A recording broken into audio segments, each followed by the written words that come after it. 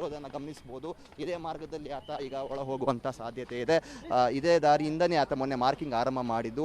ಅನಾಮಿಕ ದೂರುದಾರ ಬಂದು ಇವತ್ತಿನ ಕಾರ್ಯಾಚರಣೆ ಇನ್ನೇನು ಕೆಲವೇ ಕ್ಷಣಗಳಲ್ಲಿ ಆರಂಭವಾಗುವಂಥದ್ದು ಕೂಡ ಇದೆ. ದೃಶ್ಯದಲ್ಲಿ ನೀವು ಗಮನಿಸ್ತಾ ಹೋಗ್ಬೋದು. ಮೊನ್ನೆ ಇಲ್ಲಿಂದಲೇ ಎಂಟ್ರಿಯನ್ನು ಪಡೆದಿದ್ರು, ಅದೇ ರೀತಿಯಲ್ಲಿ ಈಗ ಪಡಿತಾ ಇರುವಂಥದ್ದನ್ನು ಗಮನಿಸ್ಬೋದು. ಕಂದಾಯ ಇಲಾಖೆ ಅಧಿಕಾರಿಗಳು, SIT ಅಧಿಕಾರಿಗಳು, ಪುತ್ತೂರು AC ಸ್ಟೆಲಾ ವರ್ಗೀಸ್ ಅವರು ಕೂಡ ಇವತ್ತಿನ ಕಾರ್ಯಾಚರಣೆಗೆ ಆಗಮಿಸಿದ್ದಾರೆ.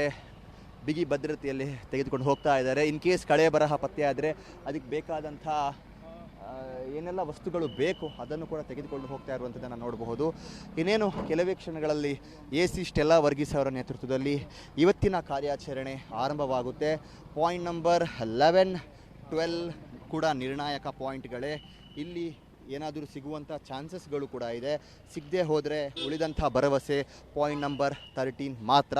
ಆ 13ನಲ್ಲಿ ಏನಾದರೂ ಸಿಕ್ಕರೆ ಓಕೆ, ಸಿಗಲಿಲ್ಲ ಅಂದರೆ ಅಧಿಕಾರಿಗಳು ಮುಂದೆ ಏನು ಮಾಡ್ತಾರೆ ಅನ್ನುವಂಥ ಕುತೂಹಲಗಳು ಕೂಡ ಇದೆ. ಯಾಕಂದರೆ ಆತ ತನ್ನ ಪಶ್ಚಾತ್ತಾಪ ಪತ್ರದಲ್ಲಿ ಉಲ್ಲೇಖ ಮಾಡಿರುವಂಥ ಒಂದಿಷ್ಟು ಘನಘೋರ ಘಟನೆಗಳು, ಆ ಘನಘೋರ ಘಟನೆಗಳಿಗೆ ನಾನು ಸಾಕ್ಷಿಯಾಗಿದ್ದೀನಿ ಮತ್ತು ಅಲ್ಲಿ ಅನೇಕ ಹೆಣಗಳನ್ನು ನಾನು ಹೂತು ಹಾಕಿದ್ದೀನಿ. ಶಾಲಾ ಬಾಲಕಿಯ ಕತೆ, ಲೈಂಗಿಕ ಆಕ್ರಮಣ, ಆ್ಯಸಿಡ್ ಹಾಕಿರುವಂಥ ಮಹಿಳೆಯ ಕತೆ, ಇದೆಲ್ಲವೂ ಕೂಡ ಇನ್ನೂ SIT ಪ್ರಕರಣಗಳನ್ನು ಭೇದಿಸಿಲ್ಲ. ಹಾಗಾಗಿ ಇಲ್ಲಿ ಏನೂ ಸಿಗದೆ ಹೋದಂಥ ಸಂದರ್ಭದಲ್ಲೂ ಕೂಡ SIT ಮುಂದೆ ಕಾರ್ಯಾಚರಣೆಯನ್ನು ಮುಂದುವರಿಸುತ್ತಾ ಅಥವಾ ಕಾರ್ಯಾಚರಣೆಗೆ ಬ್ರೇಕ್ ಹಾಕುತ್ತಾ ಸದ್ಯ ಮೂಡಿರುವಂಥ ಕುತೂಹಲ. ಆ ನಿಟ್ಟಿನಲ್ಲಿ ಇವತ್ತಿನ ಕಾರ್ಯಾಚರಣೆ ಬಹಳ ಮಹತ್ವದಾಗಿರುವಂಥದ್ದು. ಯಾಕಂದರೆ SITಯ ಮುಂದಿನ ಕಾರ್ಯಾಚರಣೆಗೆ ಒಂದು ದಿಕ್ಸೂಚಿ ಇವತ್ತಿನ ಕಾರ್ಯಾಚರಣೆ. ಹಾಗಾಗಿ ಇವತ್ತಿನ ಪರೀಕ್ಷೆಯಲ್ಲಿ ಅನಾಮಿಕ ಪಾಸಾದರೂ ಫೇಲ್ ಆದರೂ ಕೂಡ ಇಲ್ಲೊಂದು ಮಹತ್ವದ ನಿರ್ಧಾರ ಅಂತೂ ಖಂಡಿತವಾಗಿ ಆಗುತ್ತೆ.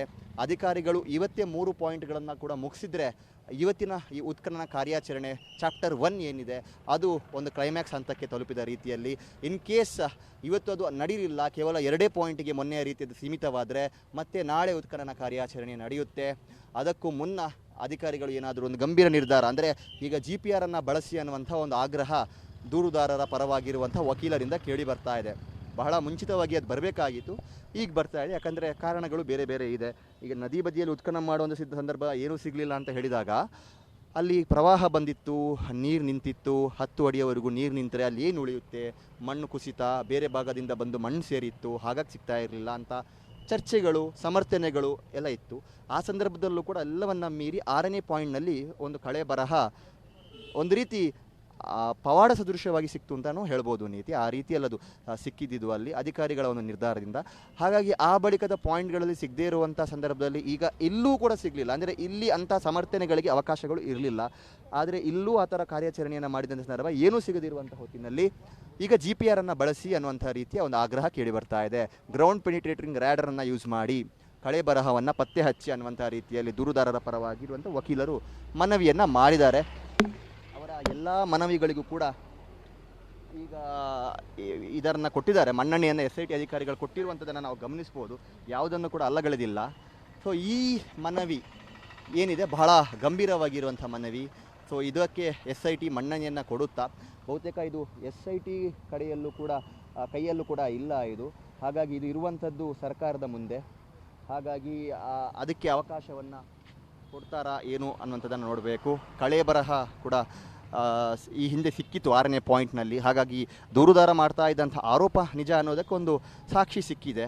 ಬಟ್ ನಿನ್ನೆ ಸಿಗದೇ ಇರುವಂಥ ಕಾರಣದಿಂದ GPR ಬಳಸಿ ಅಂತ ಹೇಳ್ತಾ ಇದ್ದಾರೆ.